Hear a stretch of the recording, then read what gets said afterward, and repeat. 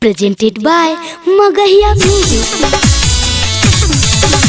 सुनैना कुमारी जिंदाबाद जिंदाबाद जिंदाबाद, सुनैना कुमारी जिंदाबाद जिंदाबाद जिंदाबाद, राकेश भैया जिंदाबाद जिंदाबाद जिंदाबाद, राकेश भैया जिंदाबाद जिंदाबाद जिंदाबाद।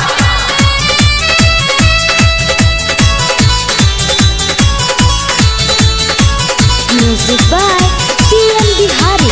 दीदी सुनैना वर्षा से लड़ी तो हथिन चुनौआ हो।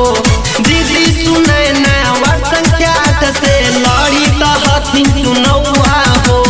मंगरा मटोला कुंडी लगाओ में इनके ही विजयी बनई हो। मंगरा मटोला कुंडी लगाओ में इनके ही विजयी बनई हो। जितावे के बाद सुनैना दीदी के बात नहीं तू भूलई हो। जितावे के बाद सुनैना दीदी के बात नहीं तू भूलई हो। मंगरा मटोला कुंडी लगाओ में इनके ही विजयी बनई हो। वर्ष संख्या से सुनाय चाची अब की तू इनके जीतई हो। सुनैना कुमारी जिंदाबाद जिंदाबाद जिंदाबाद, सुनैना कुमारी जिंदाबाद जिंदाबाद जिंदाबाद। वर्ष 10 कैसा हो सुनैना दीदी कैसा हो। वर्ष 10 कैसा हो सुनैना दीदी कैसा हो।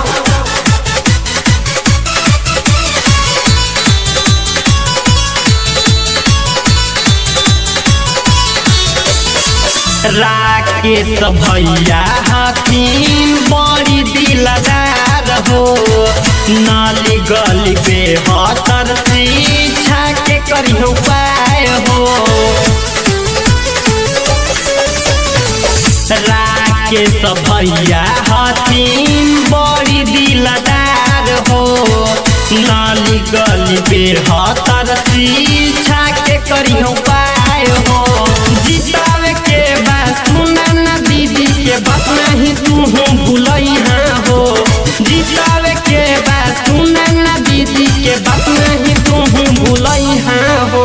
मंगला मटोला कुंडी लगाओ में इनके ही विजयी बनई हो। मंगला मटोला कुंडी लगाओ में इनके ही विजयी बनई हो। राकेश भैया जिंदाबाद जिंदाबाद जिंदाबाद, सुनैना कुमारी जिंदाबाद जिंदाबाद जिंदाबाद। झांसा में न आएंगे सुनैना दीदी को जिताएंगे। झांसा में न आएंगे सुनैना दीदी को जिताएंगे।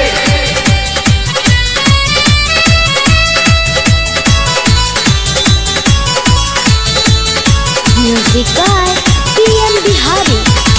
पढ़ल लिखल हथिन दीदी शिक्षित उम्मीदवार हो।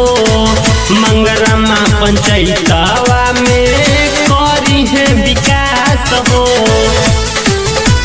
ए भैया सुना ना, पढ़ल लिखल हथिन दीदी शिक्षित उम्मीदवार हो। मंगरमा पंचायतवा में करी है विकास हो। विजय बजरंगी कह विपछवन के न बात में यहाँ हो। विजय बजरंगी कह विपछवन के न बात में यहाँ हो। मंगला मटोला कुंडी लगाओ में इनके ही विजयी बनई हो। वर्ष संख्या से सुनाए भैया इनके ही अब की जीता।